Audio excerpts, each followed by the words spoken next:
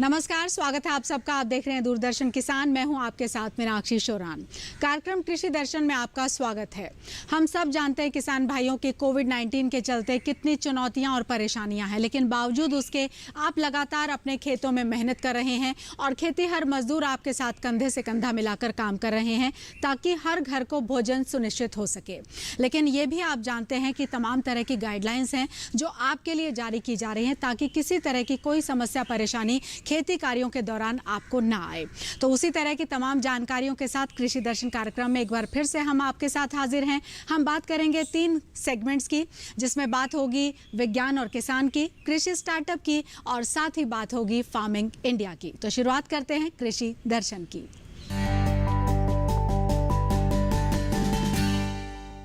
तो चलिए सबसे पहले बात करते हैं हमारे सेगमेंट विज्ञान और किसान की, जिसमें हम आपको जानकारी देते हैं नई नई तकनीकों के बारे में जो वैज्ञानिकों के द्वारा सुझाई गई हैं।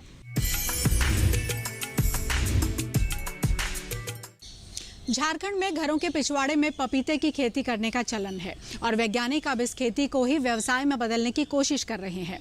हालांकि ये अभी बहुत शुरुआती अवस्था में है, लेकिन बावजूद उसके इसके उत्तम परिणाम मिल रहे हैं और एक तरफ ये परिणाम इशारा कर रहे हैं कि इसका जो भविष्य है वो कहीं ज़्यादा बेहतर भी हो सकता है। तो चलिए इसी से जुड़ी हुई ये रिपोर्ट आपको दिखाते हैं।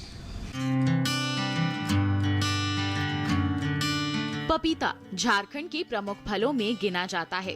राज्य में इसकी ज्यादातर खेती घरों के पीछे बने बागीचों में होती है। इस तरह कह सकते हैं कि पपीता यहाँ की दिनचर्या का हिस्सा है और ये झारखंड के ग्रामीण जीवन में रचा बसा है। दिक्कत ये है कि इन बागीचों में ज्यादातर बागवानी पुराने तरीकों से ही होती आ रही है। पिछले कुछ समय से वैज्ञानिकों का ध्यान इस ओर गया है और अब वो आदिवासी किसानों को वैज्ञानिक तरीकों से पपीता बोना सिखा रहे हैं। इसकी शुरुआत 2018-19 के दौरान गुमला, रांची और लोहरदग्गा जिलों में की गई। यहाँ पपीते की खेती पर प्रौद्योगिकी प्रदर्शन किया गया। इस पहल को करने का श्रेय रांची स्थित कृषि प्रणाली अनुसंधान केंद्र को जाता है। जनजातीय लोगों को जुटाने और उनसे संपर्क के लिए कृषि आजीविका के क्षेत्र में काम कर रहे एक गैर सरकारी संगठन का सहयोग लिया गया। वैज्ञानिकों का इरादा पपीते की खेती के जरिए जनजातीय किसानों की आय बढ़ाना था। किसानों से बातचीत के बाद 8 व्यापक प्रशिक्षण किए गए और शुरुआत में ही 1300 जनजातीय किसान प्रशिक्षण के लिए तैयार हो गए। प्रशिक्षण के लिए रेड लेडी, NSC 902 और रांची लोकल किस्मों को चुना गया। 600 से अधिक किसानों के खेतों में करीब 30,000 पौधे लगाए गए। इससे पहले किसान अकेली रांची लोकल किस्म उगा रहे थे, लेकिन इस तरीके से सिर्फ 50 से 60% पौधे ही फसल दे पाते थे। बाकी के नर पौधों पर कोई फल नहीं लग पाता था। इसके समाधान के लिए किसानों के खेतों में प्रति गड्ढा 3 पौधे रोपे गए और फूलों की दीक्षा के बाद नर पौधों को हटा दिया गया। इस तकनीक ने गजब का काम किया और अब 80 से 90% पौधे फल देने लगे हैं। उत्पादन में भी 30 से 40% तक की बढ़ोतरी दर्ज की गई है। कुछ इलाकों में पपीता रिंग स्पॉट वायरस काफी नुकसान पहुंचा रहा था। इसकी रोकथाम के लिए रोग मुक्त किस्में बोई गयी। साथ ही पपीते के खेत के पास कुकुरबिट्स और सॉलनस सब्जियों को बोना बंद किया गया, क्योंकि ये सब्जियां वायरस को आकर्षित करती हैं। इन उपायों से रिंग स्पॉट का खतरा 50 से 60% तक कम हो गया। इस तरह वैज्ञानिक तरीके अपनाकर जब किसानों ने पपीते के बाग लगाए तो उनकी आमदनी 1,200 रुपए से बढ़कर 1,75,000 रुपए तक जा पहुंची। इससे बहुत सारे किसान पपीते की वैज्ञानिक खेती की ओर प्रेरित हुए। जाहिर है, इससे रोपण सामग्री की मांग तेजी से बढ़ने लगी। वैज्ञानिकों ने गुमला और लोहरदग्गा जिलों के करीब 16 प्रगतिशील किसानों को पपीते की बेहतर नर्सरी तैयार करने का प्रशिक्षण दिया। लॉकडाउन के दौरान नर्सरी से की गई अतिरिक्त आय किसानों के लिए वरदान साबित हुई। अच्छे परिणाम आए तो झारखंड सरकार ने राज्य और केंद्र प्रायोजित योजनाओं के तहत जनजातीय किसानों के बीच पपीते की खेती को बढ़ावा देना शुरू कर दिया है। उम्मीद की जा रही है कि नई तकनीक के कारण बढ़ी आय प्रवासी मजदूरों के लिए रोजगार के अवसर देगी।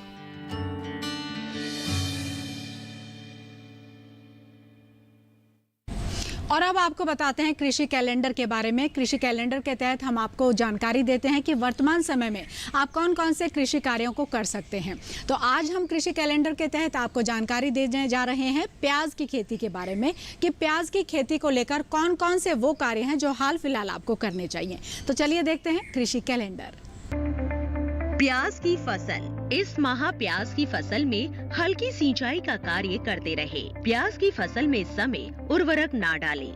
इससे फसल की वनस्पति भाग की अधिक वृद्धि होगी, जिससे प्याज की बढ़ोतरी कम हो जाएगी। प्याज की फसल में थ्रिप्स के आक्रमण की निरंतर निगरानी भी करते रहे। थ्रिप्स कीट की संख्या अधिक पाए जाने पर कार्बारिल 2 ग्राम प्रति लीटर पानी अथवा इमिडाक्लोप्रिड 1 मिलीलीटर प्रति 4 लीटर पानी का छिड़काव करें। ध्यान रखें कि किसी चिपकने वाले पदार्थ जैसे टिपोल आदि 1 ग्राम प्रति लीटर घोल को मिलाकर आसमान साफ होने पर छिड़काव करें।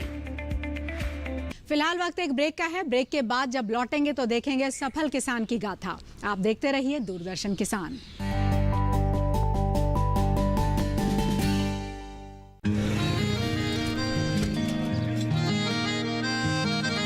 क्या बात है भाई, आजकल तो काफी खुश नजर आ रहे हो। क्यों ना हूँ, अब मैं ऑर्गेनिक खेती जो कर रहा हूँ ये पूरा प्राकृतिक है, ऑर्गेनिक है। इसमें हमारे खेत, हमारी फसल और हमारी जेब सब फायदे में होते हैं और इसमें लागत भी कम है। जी हाँ, आप भी ऑर्गेनिक खाद का प्रयोग करें, अपनी फसल और मिट्टी को तंदुरुस्त बनाएं और आपकी आमदनी में इजाफा करें। अधिक जानकारी के लिए किसान call centre toll free number 1800-180-1551 पर कॉल करें और लॉग ऑन करें kisan.gov.in और farmer.gov.in। कृषि और किसान कल्याण मंत्रालय द्वारा किसान हित में जारी।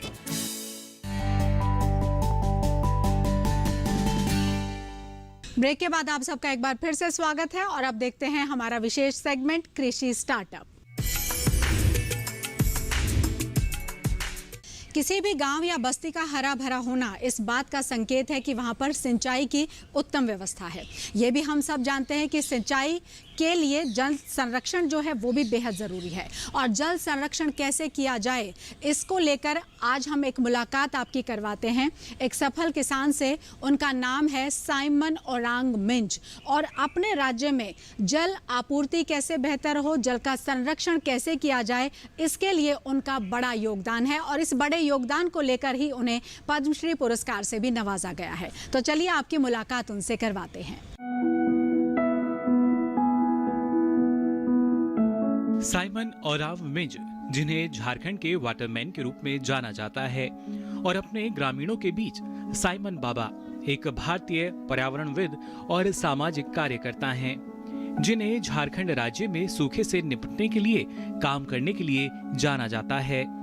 उनके प्रयासों से 5 सिंचाई जलाशयों के निर्माण के साथ साथ एक पर्यावरणीय परियोजना के बारे में बताया गया, जिसमें 51 पेड़ों को शामिल करते हुए रांची के पास बैरू ब्लॉक में बड़े पैमाने पर वृक्षारोपण और कुओं एवं तालाबों की खुदाई शामिल है। समाज में उनके योगदान के लिए भारत सरकार ने 2016 में पद्मश्री जैसे बड़े पुरस्कार से उन्हें सम्मानित किया।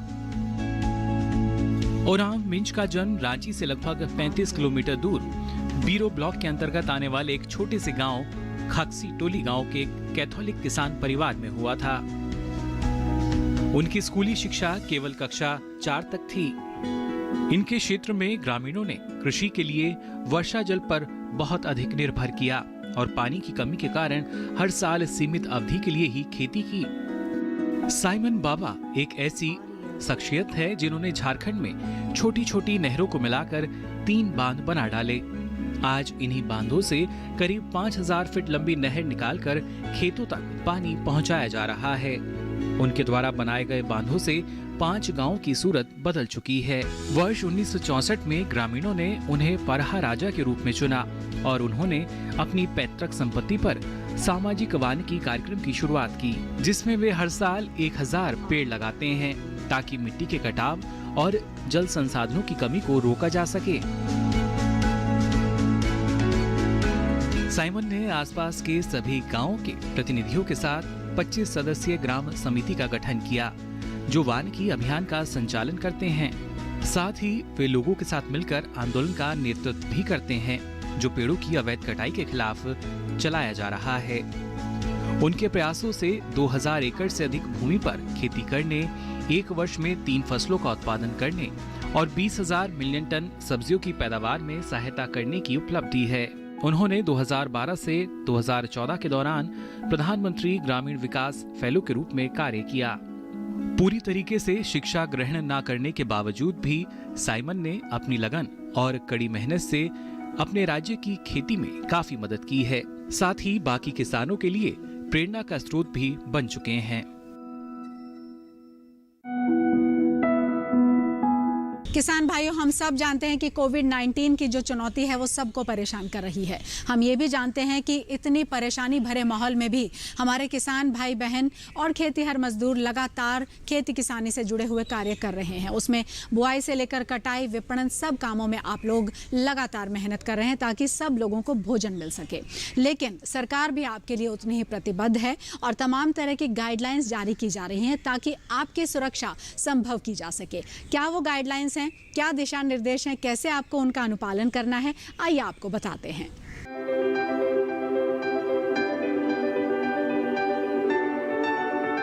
किसान फसल भी काटेंगे और फिर उसे बाजार भी लेकर जाएंगे। ये ऐसे काम है जिन्हें कोरोना संकट के बीच भी टाला नहीं जा सकता। किसानों का काम भी चलता रहे और बीमारी का फैलाव भी ना हो, इसके लिए कई तरह की सावधानियां अन्नदाता को अपनानी होंगी, जैसे बार बार साबुन से हाथ धोना, सामाजिक दूरी बनाए रखना, चेहरे पर मास्क लगाना, औजारों और मशीनों की साफ सफाई का ख्याल रखना, यानी मशीनों को सैनिटाइज करते रहे।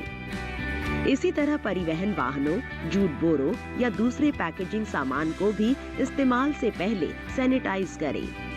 बेहतर होगा कि ज्यादातर काम मशीनों से किया जाए और मशीन के पास केवल आवश्यक संख्या में ही मजदूरों को जाने दिया जाए।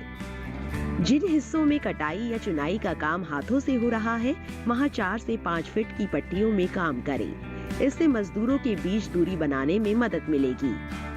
जहां तक संभव हो, कृषि कार्य समय अंतराल पर करें ताकि बहुत ज्यादा मजदूर इकट्ठा ना हो। काम पर जाने पहचाने लोगों को ही लगाए और उनसे भी जरूरी पूछताछ कर ले ताकि संदिग्ध या विषाणु वाहक शख्स से बचा जा सके। कटाई के बाद फसल का संग्रहण 3 से 4 फीट की दूरी पर छोटी छोटी ढेरियों में किया जा सकता है।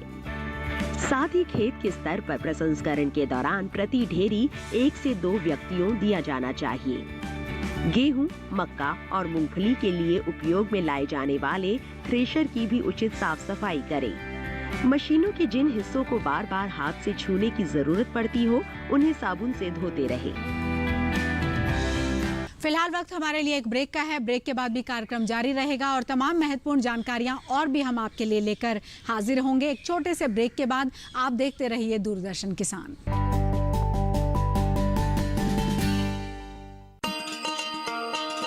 किसान भाइयों, गांठ बांध लो, गांठ बांध लो। बात बहुत है काम की, समृद्धि के पैगाम की। मिट्टी के मिजाज को समझो, मिट्टी के हर राज को समझो। मिट्टी की तुम जांच कराओ, मुफ्त सॉइल हेल्थ कार्ड ले जाओ। कभी मुनासिब बीज लगाओ, सही किस्म की खाद ले आओ। जितनी जरूरी उतनी डालो, सही मात्रा खुद पहचानो। इसको अपना मंत्र बना लो, मिट्टी की सेहत तो जानो। बात बहुत है काम की, कम लागत अधिक वरदान की। किसान भाइयों, गांठ बांध लो। आज ही मिट्टी की जांच कराएं। राज्य सरकार के कृषि अधिकारी से संपर्क करें और मुफ्त में सॉइल हेल्थ कार्ड पाएं। कृषि और किसान कल्याण मंत्रालय द्वारा किसान हित में जारी। ब्रेक के बाद आपका फिर से स्वागत है और अब वक्त है फार्मिंग इंडिया का। राष्ट्रीय बांस मिशन ने सूचना प्रबंधन प्रणाली की व्यवस्था की है। इसके तहत जितनी भी जानकारियां अगरबत्ती उद्योग से जुड़ी हुई हैं, वो तमाम जानकारियां साझा की जाएंगी, चाहे वो उत्पादन से लेकर हो, विपणन से लेकर हो, बाजार से लेकर हो, और साथ ही साथ जो इकाइयां हैं उनको बाजार से भी जोड़ा जाएगा ताकि किसी तरह की असुविधा की स्थिति इस उद्योग के लिए ना हो। और तमाम तरह की जानकारियां इससे जुड़ी हुई आपके लिए इस रिपोर्ट के जरिए हम बताते हैं। भारतीय अगरबत्ती की खुशबू दुनिया के कोने कोने को सुगंधित कर रही है।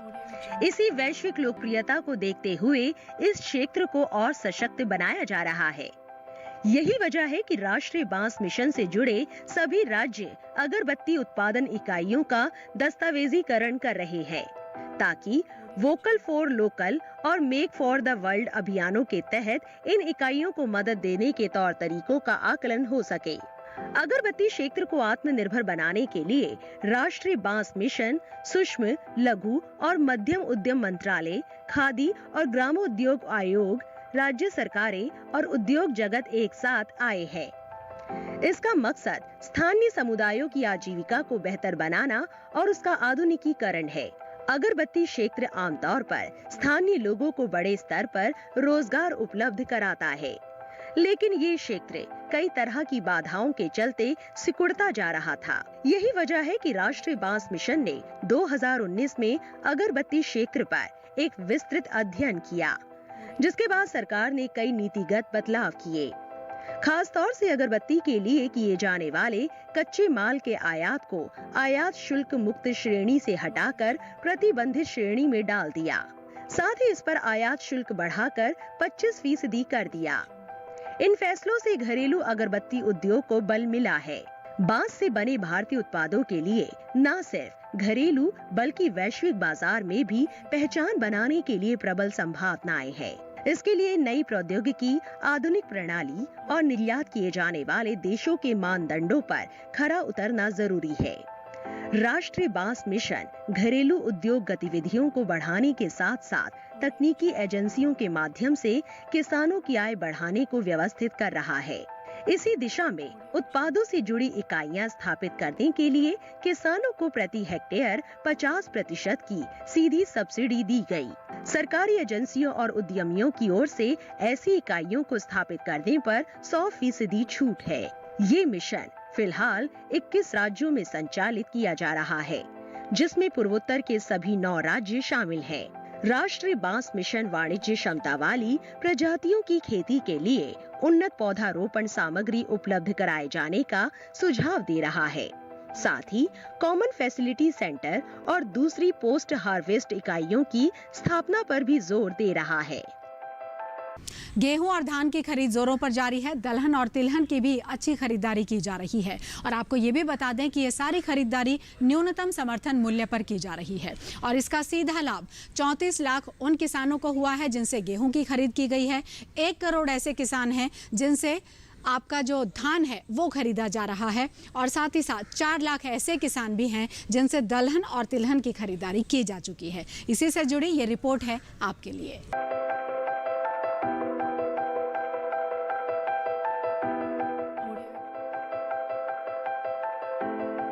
धान और गेहूं की खरीदारी जोरों पर।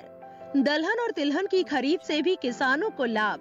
इस बार रबी सीजन की खरीदारी पिछले साल से कहीं तेज है। गेहूं की ही बात करें तो सरकारी एजेंसियां देश भर से 34,57,000 किसानों से 3,41,77,000 टन की खरीदारी कर चुकी है। इसी तरह चालू खरीफ विपणन सीजन 2020-21 और रबी विपणन सीजन के दौरान लगभग 7,32,74,000 टन धान खरीदा गया है। इससे 1,09,75,000 किसानों को फायदा हुआ है। ताज़ा आंकड़े बताते हैं कि सरकार ने अपनी नोडल एजेंसियों के जरिए 6,51,494 टन दलहन और तिलहन की खरीदारी की है। इस खरीदारी से लाभान्वित किसानों की संख्या 4 लाख के आसपास है। खरीदी गई दलहनी फसलों में मूंग, उड़द, अरहर, चना और मसूर, जबकि तिलहनी फसलों में मूंगफली, सरसों और सोयाबीन शामिल है। गेहूं की खरीद मुख्य रूप से पंजाब, हरियाणा, उत्तर प्रदेश, मध्य प्रदेश, राजस्थान, उत्तराखंड, चंडीगढ़, हिमाचल प्रदेश, दिल्ली, गुजरात, जम्मू कश्मीर और बिहार में सुचारू रूप से जारी है। 10 मई तक पिछले साल 2,52,51,000 टन खरीदारी हो पाई थी, यानी इस साल अब तक की खरीदारी पिछले साल से 90 लाख टन ज्यादा है। इसी तरह खरीफ सीजन के मुकाबले रबी में धान की खरीद 27,33,000 टन ऊपर है। राज्यों के प्रस्ताव के आधार पर खरीफ विपणन सीजन 2020-21 और रबी विपणन सीजन 2021 के लिए 1,07,37,000 टन दलहन और तिलहन की खरीद को मंजूरी दी गई। साथ ही आंध्र प्रदेश, कर्नाटक, तमिलनाडु और केरल के लिए 12 मासी नारियल के 2.25 लाख टन की खरीद के लिए भी मंजूरी मिल गई है। इसके अलावा 52,40 लाख रुपए के न्यूनतम समर्थन मूल्य पर 5,089 टन 12 मासी नारियल की खरीद हो चुकी है, जिससे कर्नाटक और तमिलनाडु के 3,961 किसानों को लाभ मिला है। सरकार कृषि ढांचे यानी अवसंरचना को लगातार मजबूत कर रही है और इस बेहतर अवसंरचना के लिए सरकार ने 1 लाख करोड़ रुपए के पैकेज का ऐलान भी किया है। और ये सारा का सारा जो पैसा है ये आपकी यानी किसानों की बेहतरी के लिए खर्च किया जाएगा। उसमें विपणन संबंधी अगर किसी तरह की कोई समस्या आपको आ रही थी तो ये पैकेज उसके लिए भी लाभकारी साबित होने जा रहा है। यही नहीं, 1,000 मंडियां हैं जिनको ई नाम से सीधे जोड़ा जाएगा ताकि किसानों को सीधा फायदा दिया जा सके। इसी से जुड़ी ये रिपोर्ट है आपके लिए।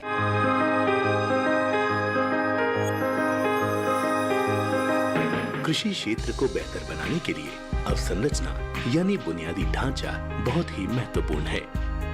सरकार कटाई उपरांत प्रबंधन तंत्र को मजबूत कर रही है। इसके लिए लॉकडाउन के दौरान वित्त मंत्री ने 1 लाख करोड़ रुपए के कृषि अवसंरचना कोष का ऐलान किया था।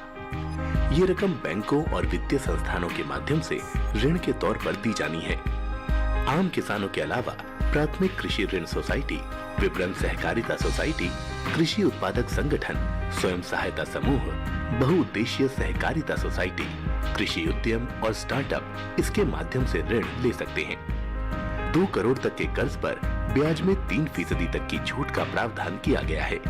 ये योजना फिलहाल 10 साल के लिए है, यानी 2020-21 से 2029-30 तक। 1 लाख करोड़ की रकम 4 साल में जारी की जाएगी। पहले साल 10,000 करोड़ रुपए और फिर अगले 3 वित्तीय वर्षों में 30-30 हजार करोड़। भारत की 58% जनसंख्या की रोजी रोटी का दारोमदार कृषि और उससे जुड़े व्यवसायों पर है। ज्यादातर किसानों की सालाना आय बहुत कम है। कटाई उपरांत सही बुनियादी ढांचा न होने की वजह से 15 से 20% उपज बर्बाद हो जाती है, जबकि दूसरे देशों में यह आंकड़ा 5 से 15% है। कृषि अवसंरचना कोष का उद्देश्य ऐसे ढांचे का विकास करना है जिसमें किसान अपनी उपज बिना बिचौलिए के सीधे बेच सके और कटाई के उपरांत उनकी फसल में बर्बादी भी कम हो। इससे निश्चित तौर पर उनकी आमदनी बढ़ेगी। कृषि अवसंरचना कोष ग्रामीण क्षेत्रों में भंडार गृहों, शीत गृहों, पैक हाउस के निर्माण और उनके विकास के अलावा बाजार व्यवस्था को दुरुस्त करने पर खर्च होना है।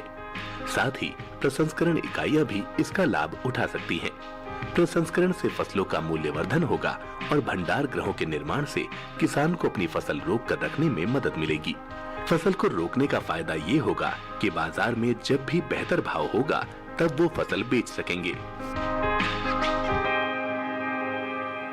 किसान भाइयों, जैसा कि आपको मालूम है कि आपकी बेहतरी के लिए लगातार सरकार प्रयासरत है और हर संभव वो भी कोशिश की जा रही है कि आप घर बैठे ही ज़्यादा से ज़्यादा जानकारियां हासिल कर सकें और इसीलिए लगातार मोबाइल ऐप जो है वो लॉन्च किए जाते हैं ताकि आप घर बैठे जानकारियां ले पाएँ। हर्बल मोबाइल ऐप लॉन्च किया गया है जिसमें हर्बल खेती से जुड़ी या औषधियों से जुड़ी जो भी जानकारी है आप इस ऐप के ज़रिए हासिल कर सकते हैं। आइए आपको इस ऐप के बारे में और थोड़ा सा जानकारी देते हैं। हर्बल किसान मोबाइल ऐप। हर्बल किसान ऐप भारतीय कृषि अनुसंधान परिषद के औषधीय एवं सुगंधीय पादप अनुसंधान निदेशालय द्वारा लॉन्च किया गया है। ये ऐप औषधीय और सुगंधित फसलों की नई उत्पादन तकनीकों की जानकारी प्रदान करता है। इस ऐप के जरिए किसानों और उद्यमी औषधि फसल की किस्में, मौसम, बाजार मूल्य, हर्बल खेती करने की उन्नत तकनीक आदि के बारे में जानकारी प्राप्त कर सकते हैं। ये ऐप एलोवेरा, काली मिर्च, तुलसी के अलावा कई औषधीय फसलों से संबंधित अहम जानकारी प्रदान करता है। किसान भाई चाहे तो ऐप के जरिए औषधीय फसल की खेती के लिए विशेषज्ञों से भी संपर्क कर सकते हैं। इसके अलावा औषधीय पौधों की खेती करने की तकनीक वीडियो के जरिए भी जान सकते हैं। सोशल मीडिया का महत्व हम सब जानते हैं और आपको भी एमएसपी से जुड़ी जितनी जानकारियां सोशल मीडिया खासतौर से ट्विटर पर जो साझा की जा रही हैं, आइए आपको दिखाते हैं।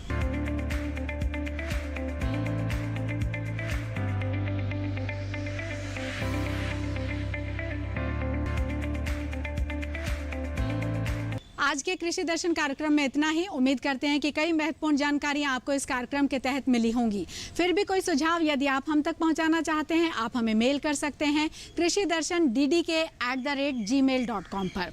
अलावा इसके आप हमें पत्र भी लिख सकते हैं। उसके लिए आप हमारा पता नोट कर लीजिए। हमारा पता है कृषि दर्शन, कमरा नंबर 58, CPC, दूरदर्शन, खेलगांव, नई दिल्ली 110049। फिलहाल अनुमति दें। नमस्कार।